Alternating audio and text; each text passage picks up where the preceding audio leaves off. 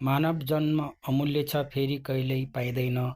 पात झरेर रुखबाट डालमा फर्कदैन। हो, यसको उदाहरणका लागि यो भिडियो हेरेर हामी प्रष्ट हुन सक्छौँ। यहाँ बताइए अनुसार हामी हेर्न सक्छौँ कति छोटो समयमा मानिसको जीवन समाप्त भएको हुन्छ। त्यो कुरा हामीलाई राम्रोसँग पत्तै हुँदैन। हामी जन्मदेखि मर्ने बेलासम्म छोटो समयको लागि यो संसारमा आएका छौँ र छोटो समयमा हामी यो संसारबाट बिदा हुन्छौँ। त्यसैले यो अमूल्य जीवनमा सद्भक्ति गरी सद्बाटोको मार्ग पहिलाउँ र सद्भक्ति गरौँ, सद्मार्गको बाटो पहिलाउँ र सद्भक्ति गरौँ। सद्भक्तिबाट मात्र सद्मार्ग भेटिन्छ, अन्यथा सद्मार्ग भेटिँदैन। तसर्थ सद्मार्ग पाउनका लागि सद्भक्ति गर्न अति आवश्यक छ।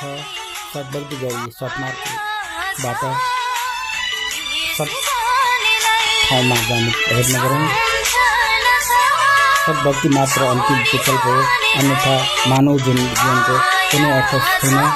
अन्यथा फेरि 84 लाख जन्म फर्केर फेरि मुक्तिका लागि सद्मार्गको बाटोमा जानुपर्ने हुन्छ। तसर्थ 84 लाख जन्मका लागि नआउनका लागि, मुक्ति पाउनका लागि सद्भक्ति बाहेक अर्को कुनै पनि उपाय छैन। सद्भक्ति गरौँ, उहाँले बताए अनुसारको सद्भक्ति गरौँ, त्यसै मात्र सद्बाटो प्राप्त हुन्छ, सद्मार्ग प्राप्त हुन्छ, अन्यथा सद्मार्गको बाटो प्राप्त हुन सक्दैन।